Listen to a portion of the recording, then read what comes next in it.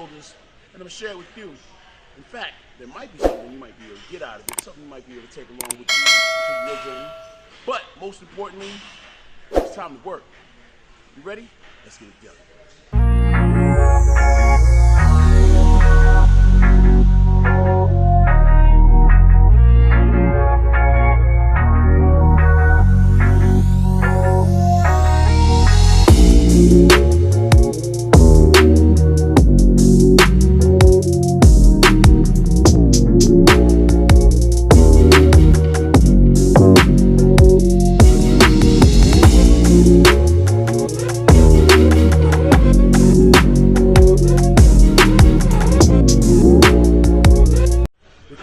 To the top of this rotation.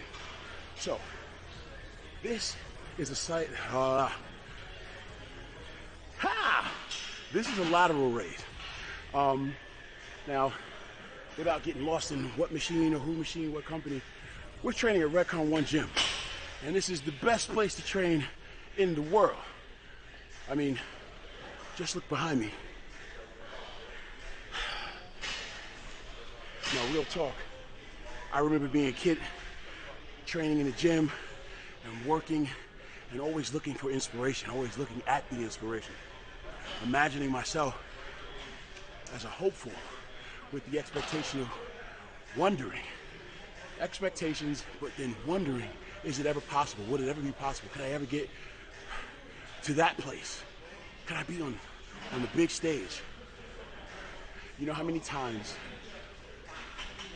you don't know how many times I found myself having to sit there and ask myself the question, new me, new you, this year, will this be the year that helps me get there? Can I get there? Is it even possible?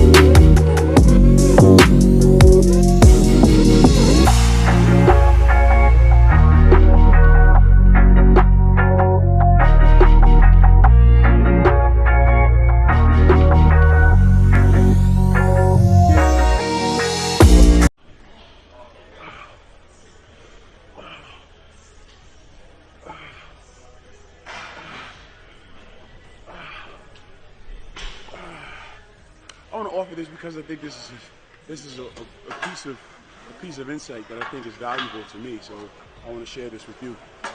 There's a lot of controversy over how important are genetics.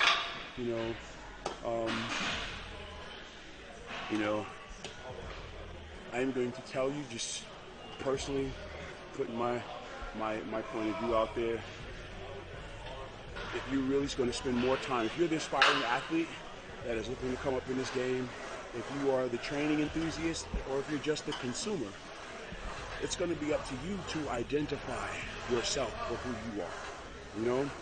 You can't look to other people to tell you.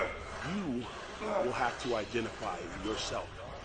And the way we do that is by the choices that you're willing to make.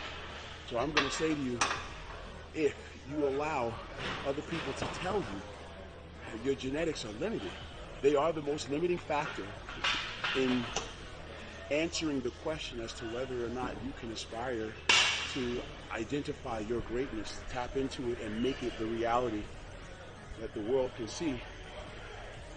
If you allow other people to tell you that your genetics are limited, then you will be limited if you allow that to be your reality. The thing that the champions have that aspire to go further and do the things that we later write about and celebrate isn't the fact that they have award-winning genetics. True, there may be some people that have great genetics, but there's too many people that really didn't have tremendous genetics. And at the end of the day, the truth is, what they all had in common is the desire, the expressed desire to do. And it's because of that desire they're able to turn around and aim to do the best they can do with what they have to do it with.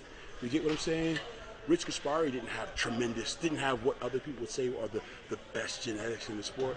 However, this dude went on to become one of the most dominant influences in the sport at a time or not. You can look at a litany of Mr. Olympias past and even present that some would say, hey man, he's got a lot of genetic weaknesses and flaws that if were left up to them in their theory, their aspirations for greatness were not founded. I'm saying to you, the reason why they did wasn't because of the genetics. It wasn't because of the drugs. It was because of their desire to do it.